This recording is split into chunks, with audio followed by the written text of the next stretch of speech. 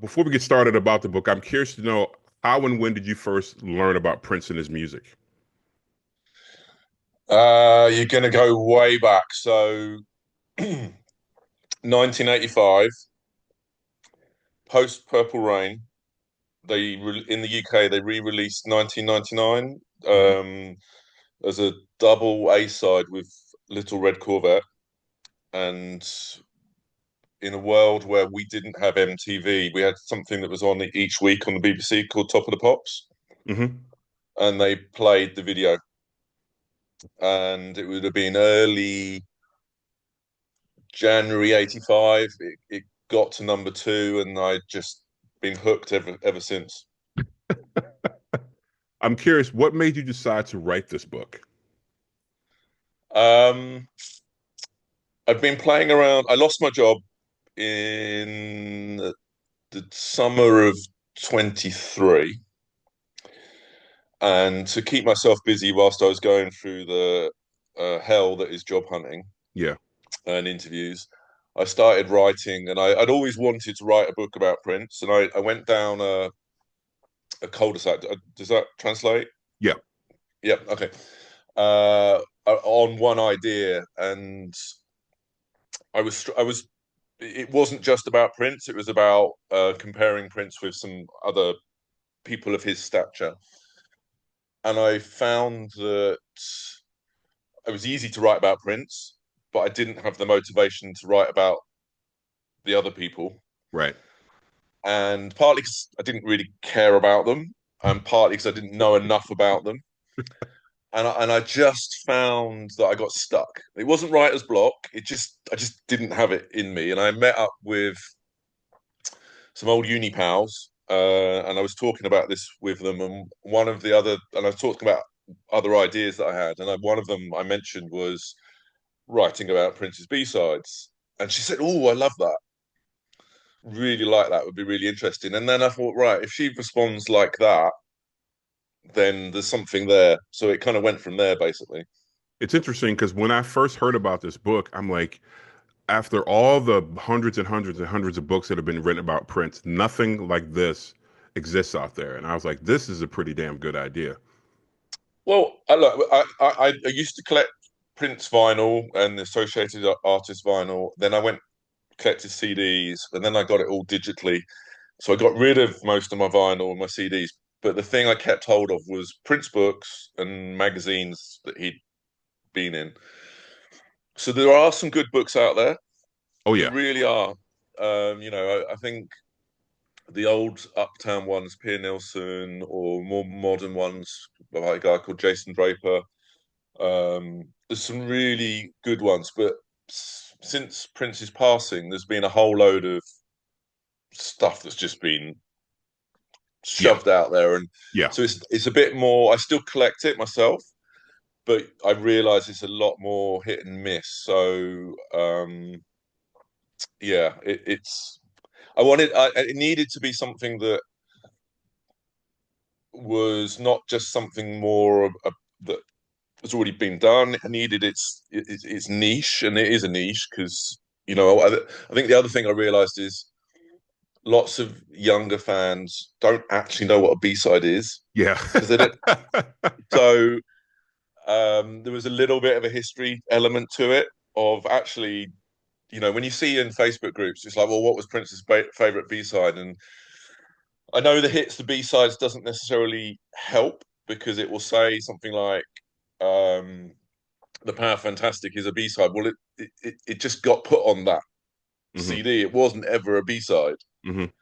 So, so that doesn't help people. But yeah, there's a little bit of history, and I learned some stuff myself. I didn't realize until I did the research that "Into the Groove" by Madonna was originally a B-side Yeah.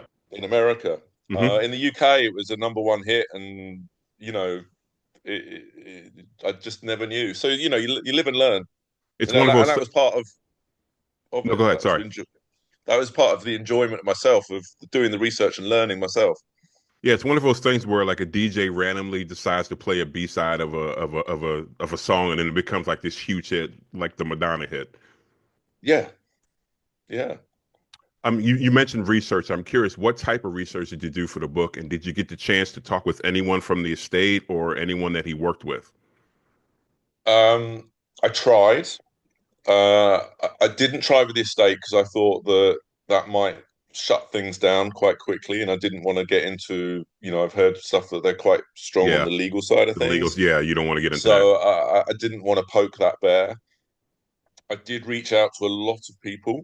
Um, a few responded initially, and then went kind of ghosted me.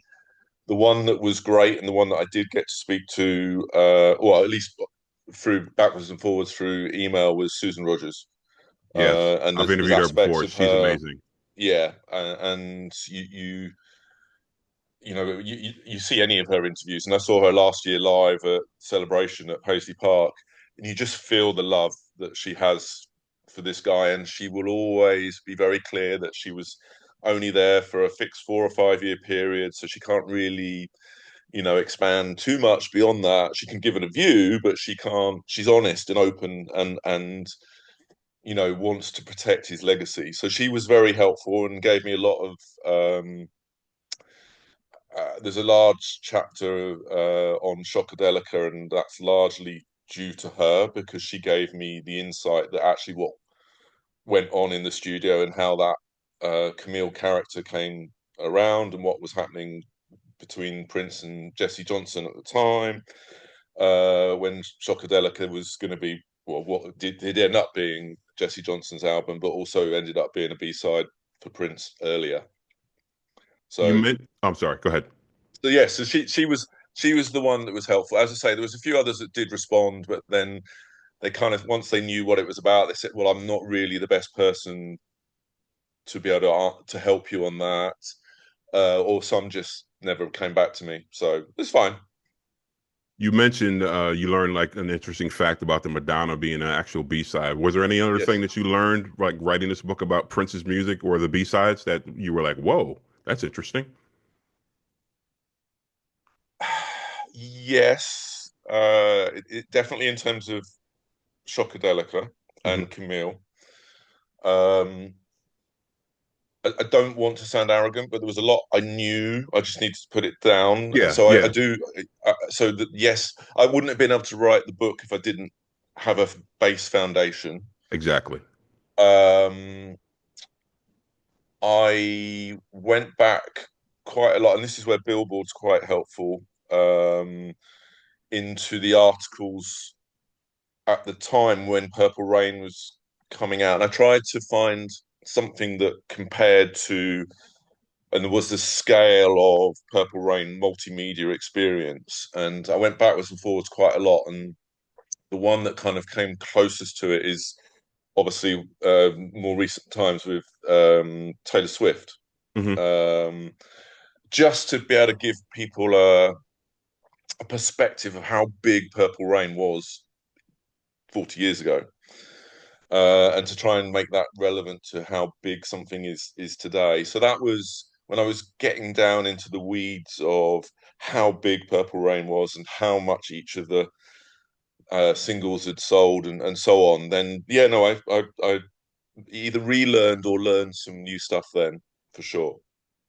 For me, when I was collecting my music, when the new Prince single came out, not only was I excited about the new single, but I was just as excited about what the B-side was going to be. Um, 100%, would you agree with because that? yeah, 100%, and because often you'd have heard the single on the radio, so you kind of already knew you liked it or you didn't. Normally, I did. Um, but what was new and what you didn't know, and what the mystery and the surprise was going to be what the B side was. Yep, yep, So, absolutely. if it ended up being an album track or something you'd already had before, that was a disappointment. It was all right if it was a live version or maybe an extended version. That was okay, but nothing beats a new B side from Prince. For many years, and correct me if I'm wrong, and I'll get your thoughts on this. Many people thought the B-side was kind of a throwaway track for a lot of Yeah. artists. Do you think Prince changed the importance of the B-side? Uh, yes, but not only him. Right.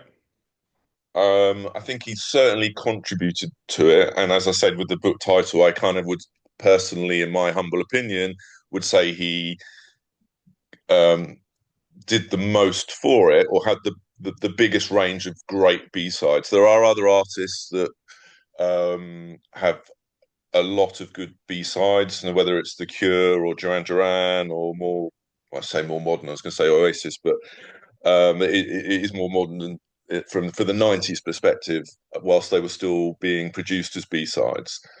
Um, I think where Prince stands out is because he was such a workaholic and because his breadth of different songs and songwriting genres that he could do, Yeah. and the quality of him as a musician and a songwriter, he could really stretch out and I think one of the key things I go into in the book is that B-sides allow you to either be just make up the royalties and be lazy and just put an album track or an instrumental of a single on. That's easy. That's lazy. Prince kept adding value, and Hmm. that's where he really did excel because some of the tracks, could have been another artist's best ever single. Hmm. So, from that respect, I think he did distinctly add to the worth of B-sides as a collective, not just his own, but the broader sense. 17 Days is my favorite B-side of all time, and it's one of those songs that I always felt could have been released as an official single. Mm. I'm curious, what do you think about that track and my thinking that it could have been released as an official single? 100%. And I think um, that there are others like that. And as part of the writing process, I challenged myself to rank them all. Um, and I put it in as one of the appendices, and I went backwards and forwards throughout writing the book when I was I saw the re-listening list. to Yeah, things, yeah. and it moved. Certainly, the top 10 moved around, and 17 Days is just a classic Prince song, but also a classic pop song. Hmm. And I totally agree. I didn't put it at the top in the end. I saw No, that. It that's was interesting. yeah, It was that's down not there a little bit. yeah, that's not anything to do with the quality of it. It's just the competition is so high. Hmm. But yes, I think it's because it was on When Doves Cry. It's probably the most widely distributed Prince B side because that single sold the most. So it's probably, maybe other than Erotic City, the most well-known one. Hmm. And it's just, the times subsequently when you heard Prince play it live, it just stands out. It's just a great song. Hmm. You mentioned Erotic City, another song that when I first heard it, I'm like, this is Yeah. just absolutely incredible. She's Always in My Hair, Yeah. another one that just fucking stands out for me. I mean, and these songs have become, fan favorites over the past, decades or whatever. I mean, your thoughts on tracks like that and why these songs are still so popular today? Um, I think they're popular with the Prince followers or fans, as he would say, or even your casual fans, because they're simply great songs. I Hmm. mean, if it's Erotic City, it's more than just because it has a swear word. It's just as funky as anything. Yeah. And if you're lucky enough to go into a club and that's being played through a loud, I have. good Oh yeah. sound system, it's just awesome. Um, you know, she's always in your hair. I love subsequently finding out that it was about Jill Jones, and then what she subsequently said about it, and actually she didn't like it, and she was mad that he wrote it in that way, and it's all about the woman getting to choose who you marry, not you, and stuff like that. But when he would play it live, oh my goodness, the guitar on that is just, and they're completely different. You got something that's so funky, but you got something that's got such a powerful guitar chords. That's what I say. The added value that he gave to B-sides, they were, it's always just gifts that kept on giving. Um, There's another track that kind of stand. I could go through all the tracks you talk about in yeah, the book, but yeah, I don't yeah, want to do that because we'll be here forever. But there's another one that stands out for me because my mom at the time really didn't listen to Prince. She knew about Prince and knew my right. obsession with Prince. But once I played the God B side for her, it totally changed her outlook about Prince. I mean, she still was a little iffy about some of the stuff he sang about at the time, but the God track really, really stood out for her. Your thoughts on that track? Yeah, look, it's not necessarily one that you would choose to play on a regular basis. It's more a discerning moment, perhaps. Hmm. Um, but when you do listen to either version of it, Hmm. either the singing or the non-singing version, it's if it's a reflective moment, or just a quieter moment, then you can really appreciate a song like that. And again, it's what you can do on a B-side where it's never going to necessarily get the radio play that you will want from a commercial single, and it might not necessarily fit within an album concept if the album has a concept. But so a B-side is a perfect place for a song like that. But it means it has an outlet. It has Hmm. a way of living on and being out there, and people being able to appreciate another dynamic or aspect of his artistry. Hmm. You mentioned this earlier. Today's young music listeners truly missed out on what we got to do going into, physical stores, flipping through Yeah, CDs. They missed singles, CD singles, CD maxi singles. The maxi singles sometimes offered remixes and unreleased tracks on those. Your thoughts on those forms of media and how the kids today miss out on something like that?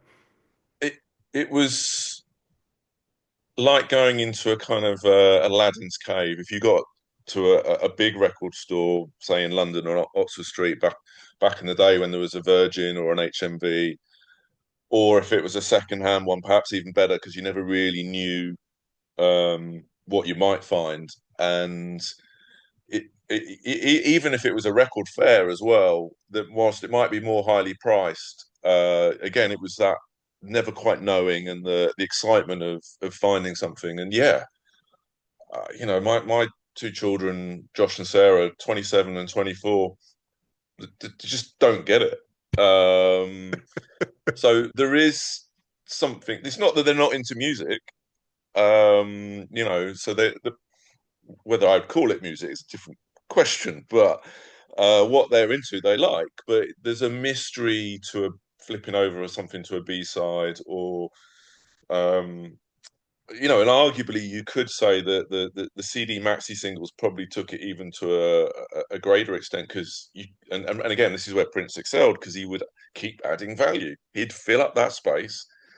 So if you look at the Cream maxi single, although that's mainly mixes, Hmm. or the New Power Generation stuff on New Power Generation, it's great. There's just, or Get It Off. There's just there are gifts that keep on giving. That now when you have streaming or all right, yeah, there might be a vinyl revival, but it's not quite the same. And I miss going into a record shop. I occasionally go to a record fair, but it's not quite the same because it's all old stuff now. There's nothing new coming into it. I think with people doing their deluxe editions now, obviously there's that Prince has had that, and other artists are getting it too. That's bringing it back a little bit. So that there is an excitement in that, and I think of the releases the estate have done so far. I think no one quite realised how much great music there was around Sign of the Times that he just put on the vault and on a shelf and kept It's it there, and insane. it's nuts. It's It's insane. absolutely nuts. Well, you mentioned the estate, and I was going to bring this up later, but you mentioned the estate. What are your thoughts about these releases so far? Because I see a lot of negativity from the Prince community that they're not doing enough. They're not putting this out. I want to see this. I want to see that.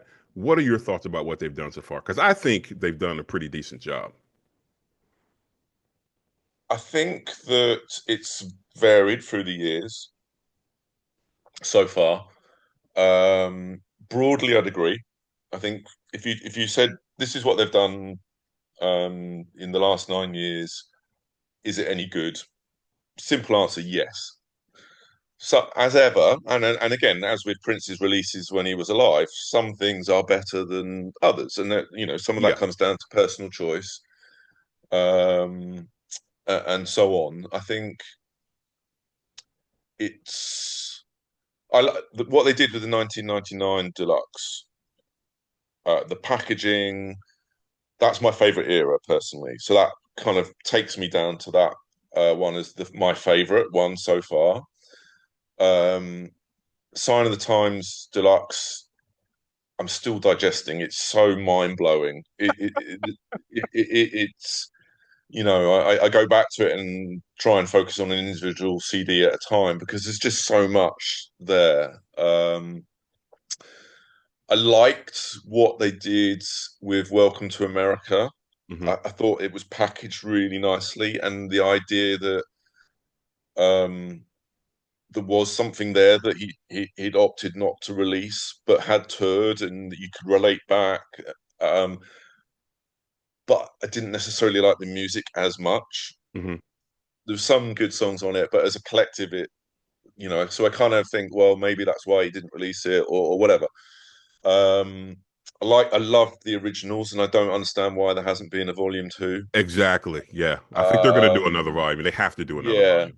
Now, again, and I don't know how much of this is the truth or not, but it seemed to be that there was some stuff that was tied up with the Netflix documentary, and they weren't able to release stuff, and that's hindered things, and that's why people are getting frustrated, or they're repackaging and, to quote Prince, trying to sell what's already been sold, like they have for the recent record day, selling the kind of glam sound live gig. That's fine. If people haven't got that and they didn't buy the big package, then it's something. I really liked what they did with the Versailles experience to Hmm. put that out. That was great because it's a unique release that not many people had, and now suddenly you can have it. So, but there's loads of things. There's so many things like that Yeah. that we all know that Prince did. Perhaps more so once he became an independent an artist, and um, so I think people get frustrated possibly because they know that too, and they can't understand why they're not doing it now. Um, I was lucky enough to go to Celebration last year. Um, they played some vault tracks, and Hmm. there was a song. There were some really good ones, but one stood out really to me.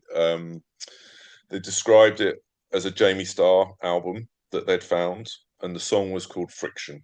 Hmm. So it's like circa 1982, 83, somewhere between Prince's sound and the Time sound. It's so good.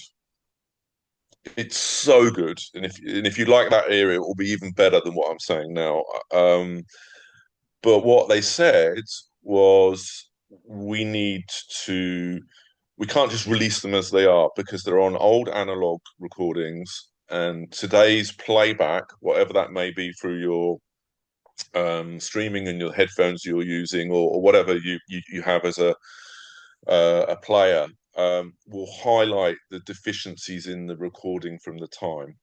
So they need to be cleaned up.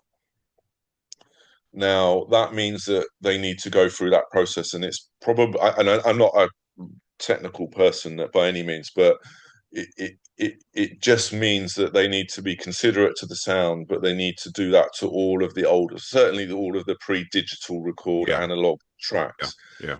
to do them justice. Otherwise, the hiss on the tape or whatever it might be will be shown up, and not how it was supposed to be heard. So to my mind, that makes sense. Could they get a hurry on? Yes, please. You mentioned Sign of the Times. It's interesting. I had a friend come over to the house one day. I was working on his computer or something, and he happened to see the Prince Sign of the Times box set sitting there, and he picks it up. And he's like, and again, he's not a big Prince fan. He's more Right. into like Oasis and stuff like that. He's like, "Oh, this is greatest hits set," and I'm like, "No, that's just one of his albums." He's like, Yeah. "What?" He's like, "How Yeah. many unreleased songs are?" I said, "Dude, that's just the tip of the iceberg for that period of time." And he Yeah. just could not believe there was so much music from one era on one album. He was just freaked out about it. Exactly. And and as I said to you earlier, some of them we didn't even know about as big Nope. fans. So some of it you hear, they were released on bootlegs at the time, and in my case, you'd go to this guy in Camden Market in London, and he'd have these That's where I got these my first unreleased ah cassettes was Camden Market. Oh my God, yeah that's so awesome you mentioned that. That's hilarious. yeah yeah you know and I probably circa late 87, 88. I can't remember exactly when the bootleg came out, but when you realize that the Black Album had been shelved and actually the Camille tracks had also that had been going to be an album had been shelved, it was the first kind of inkling that you had that actually there's a whole load of other stuff out there that he's not releasing and he's just holding on to. And that opened up my eyes big time. And if what I listen to more often than not is live concerts, live Prince concerts, because I just love the after shows and the gigs, and ah, yeah, See, more than the I'm actual albums, more than the studio albums. See, I'm more of a collector of the unreleased studio tracks and Right. the rehearsal stuff. If it's soundboard, I'm a big Yeah. fan Okay. of Yeah, I rehearsal like that. stuff. Yeah. Yeah. The rehearsals are good. They're not as so. If I'm driving, that's when I like to put something in, or if I'm commuting into London. But the rehearsals, because they're talking and you get an element of the characters and the personalities of the band, and certainly Prince's, it gives you a whole other dynamic of him as a band leader and so on. I like to be able to have a period where I can just listen to it and not be distracted. But they are, from the ones I've listened to today, each one is a kind of an eye opener. Hmm. If Absolutely. yeah. You mentioned, and I don't know if you want to really get into your thoughts about this. So, what are your thoughts about the Netflix documentary, the original one not being released, and the estate coming in, and now they're going to put, I guess, a sanitized version of a documentary out? Your thoughts on that? Uh, my personal perspective is I think they're missing a trick. Hmm. They should release it. Um, no one is perfect, so if it's a warts and all thing, then again it makes it more real. If there's aspects of it that reflect what was in Purple Rain, and you know, Purple Rain, if you rewatch it, it's not politically correct. No, not at all. Especially It's towards a women. yes, that's what I mean, and it's of its time, and he was of his time, and was he the same person in 1994 as 84? No. Was he the same person in 2004 or 2014? No. Times change, people grow up, people mature. Um, so you have to, you can't look it back with today's eyes on what happened in whatever period. It just life doesn't work like that. Yeah, yeah. So to show the real artist, and we all know he recorded a lot of stuff. So if it exists, um, why would you sit on it? Because I think it would actually, certainly when you put it onto something like Netflix, where it will take it to a wider audience than just the loyal followers. it will open eyes to how great he was, Hmm. how awesome he was. Um, are there aspects of that that you know were not the nicest, or he was, whatever it may be, and I don't know. Uh, it just makes it more real. And if you do a kind of highly cleansed kind of Disneyfied isn't probably the right, but a Yeah, U version yeah. when he was an X-rated artist, yeah, you don't really get Prince.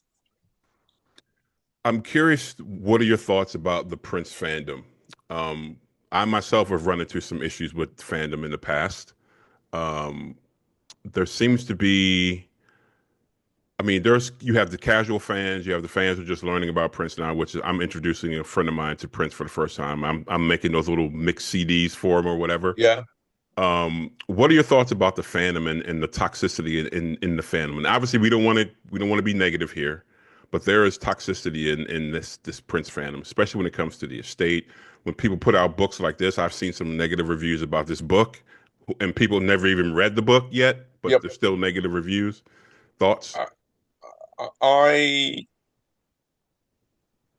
have experienced it personally in the UK with some of the UK fans when there's competition to get tickets or stuff. When back when he was alive, or whatever. So I think it's just normal.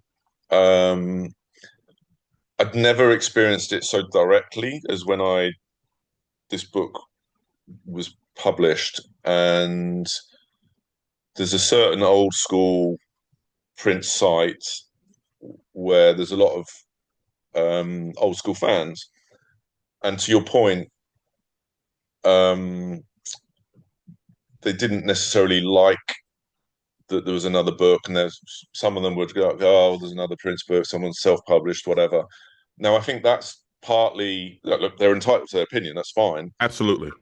Um, but some of the past books that people have released have lent towards a negative view of self-published Prince books, and I get that because I've read them. But at least read them and then be able to make that decision. Don't just go by the cover or the fact it's just self-published and you don't actually have any idea. And I think that if you don't like the cover, that's fine. It's a piece of art by a very talented artist who was willing to do that for the cover. I love it. I've had a lot of positive feedback about the cover, but a book is more than the cover. Hmm. So don't just critique a book based on its cover. One of the key things that I wanted to make sure I did with my book was make it up to date and make it completely, as much as I possibly could, factual and Yeah, correct. yeah. And I put a lot of effort into that and cross-reference things to make sure it was, because I get annoyed when I read something and it's not correct. Hmm. So I wanted it to be up to date, and I wanted it to, reflect back on Prince's distribution, post B-sides as well, but also make sure as much as it possibly can be is accurate. Um, I'm not a musician. I am a fan writing this book. So again, it is people need to understand it's coming from that. But the people who were negative about it, when I questioned them, and because I had a conversation with them, because you could on that site, um, when they came back with stuff, it was quite clear they hadn't read it. Yeah. Um, so I DM'd them and I said, "Look, I can tell you've not read this. Let me send you a comp copy, and then you can comment however you want, but please just don't make stuff up because it's I don't find that okay, and I will call you out on it. But I'll send you a free copy." Three people, after that, I never said a thing again. Hmm. So haters are going to hate. Um, People who are big fans of Prince that are on some of the old sites can write their own books. They know enough, so do it. Yeah. Yeah. Yeah, I that's a whole nother rabbit hole we could go Yeah. down, but I'm not going to go down that one. One of the final things I have for you is, these B-sides are incredible, but as Prince fans, we also have the vault and all this music that's in the vault that they're working on right now. Um, how blown away were you when you found out initially how much stuff was in the vault? Because when I first saw those pictures when they broke into the vault, and they showed those rows and rows of tapes. And I'm like, holy crap. And apparently, I don't know, the number changes. First I heard it was 2,000, then I heard it was 8,000 songs. I don't know what the exact amount is, but there's a lot of stuff out there we can look forward to in the years coming. Big time, and all of the live recordings, and Mhm. so it's that's why I think the fan base gets frustrated because they know that, and everyone's chomping at the bit for something new. When I was growing up, I was a Liverpool fan, and I my dream job was to do something with Liverpool so I could know the players and see the matches and so on. Because I quite quickly realised I wasn't ever going to be a football player. Um, but and then my actual career happened, and that's fine. I do lottery. I design lottery games and do lottery marketing. That's what my career has been. But oh my goodness, do I wish I'd gone to Paisley Park and knocked on the door and said, "Give me a job." Same here, man. Yeah. So I look, it can only bode well. I think the one caveat I have is that, and I understand why they do it, but the releases of so far have generally focused on the big albums Hmm. and the biggest sellers, and they're doing it for the commercial. I don't think they will grow his fan base um, unless they start uh, doing different things. Hmm. So to keep his legacy, it's fine. You can do some really good stuff through record store day releases, limited ones.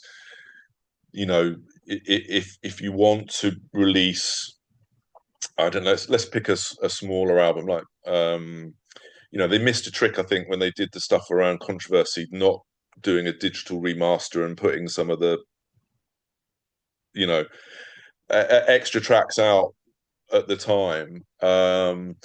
But they have done some really good stuff, So Purple Rain live, you suddenly hear that in a digital quality. It's just such an awesome concert at the Syracuse. So, um, but it's just still the biggest concert tour. So where's some of the Love Sexy gigs or the Sign of the Times gigs or the Gold Experience tour, which I don't know if that was in America or not, but um, certainly did it in Europe. But he was angry because he was fighting against Warner Brothers at the time, and Hmm. some of the guitar playing at that era, or the Third Eye Girl. Some of the Third Eye Girl gigs are just so good. So that there's so much there, but they can only release so much, and it's only going to be so much that is commercially viable. Hmm. So it's finding that way of distributing it, and whether it's another version of MPG Music Club for the you know modern times, that would be cool. You pay a subscription, maybe. But I think the other thing they've got to do is grow his audience to new people. Um, and you're seeing periodically the odd song that will be in a commercial or in a movie soundtrack. But I think they need to get his music into TV shows like Stranger Things and Kate Bush running up that hill. And Hmm. by doing that, they will find his music a newer, younger audience, and then they can, in those audiences, can enjoy what we already know. And I guarantee you that's going to piss off some of the old school fans if something like that happens because they're going to say, "Oh, he's too commercial right now," or whatever. It's But not living up to his legacy or whatever. Prince would never do that. but people can say that, and they may be right, but none of us could read his mind, Yeah, So it's and it. This is where the argument around a will comes in: is if he was really that concerned about what happened to his musical legacy, he should have written a will. there you go. There you go. Don't get me wrong. I'd rather he was still here, Yeah, oh yeah, absolutely. but I get what you're saying. yeah, But you mentioned my favorite album of all time. It's interesting. Someone was talking to me the other day, and they're like, "How can you just have one favorite and it not change?" Because for me, it's never changed. The moment I heard Controversy, that is my right. favorite album. That's my favorite single, and that's my favorite video he's ever done. Okay, okay. And it's not. It's never changed, and it never will change. So I guess I'm like that with 1999. Hmm. So I was at school. I listened to it over and over on my Walkman. It was not. It was a copy from that I'd got from someone else on a cassette. So it wasn't. I hadn't even purchased it because I didn't have any money at that stage. Only later did I buy it myself. And yeah, I think it's what gets you first.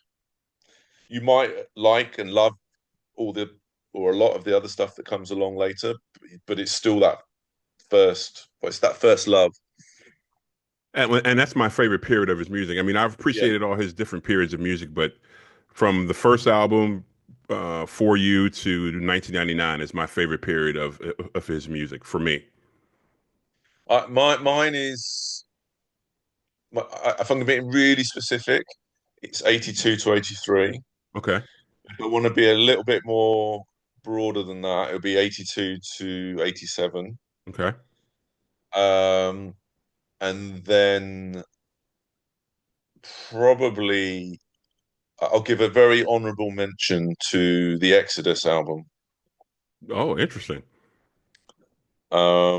because it's recorded in anger without the pressure of being a Prince album and without probably the pressure of commercial sales.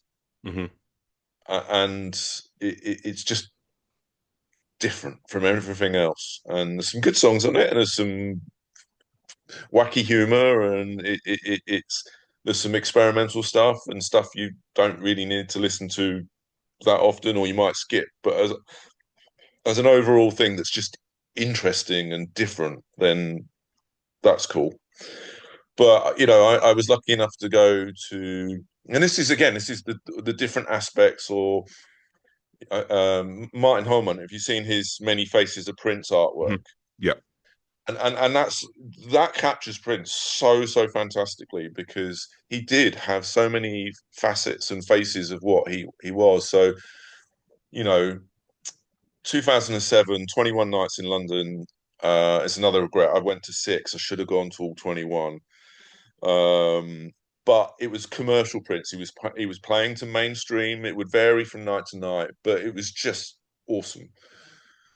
You fast forward to 2011 in the U. This is a UK based. He did the one and only UK festival we did, which was Hop Farm. Hmm. I didn't like it. I'm not a big fan of festivals, but I didn't like it at the time. When I've heard it back since, I prefer it a bit more. But then you fast forward to 2014, and he's doing the guerrilla gigs in hit and run guerrilla Yeah. gigs in London. Oh my goodness, refreshed, so much better than anyone else out there at the time. And he's doing it for £10. First come, first serve into these small venues. And my mate Rob, who I go to most of my Prince gigs with, or did, um, he was able to get off and go to pretty much all of them. And he's the guy who runs the Purple Stream, if you've seen that. Yes. And it's just there's no one.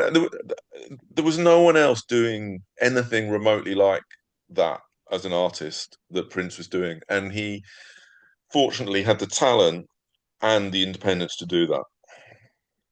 And my final question for you is, with this book out now, out in the ether, and people have it in their Yep. hands, and people are reading it, what do you hope? And you kind of touched on this a little bit earlier, but what do you hope readers take away from this book after reading it? That there's so much of his music that to explore that you might overtly, if you like Purple Rain, or you like Diamonds and Pearls, or you've bought one of the hits albums. There's some equally good stuff if you keep digging. And I wrote a lot initially. I think I probably cut a lot of it out about finding these gems and a whole Aladdin's cave stuff, and it was a bit of a word salad in the end. So I cut edited it most of it out. But there's some real awesome songs there. They might not be the most commercial. Some of them might just be funny.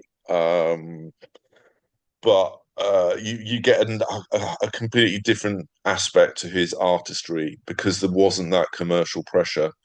Or if it was a certain era, it might not have fitted on to an album, but it didn't mean the song was of any less quality. So it's hopefully, I'm not sure if it's reading notes, but hopefully it will inspire people to discover more of Prince as an artist.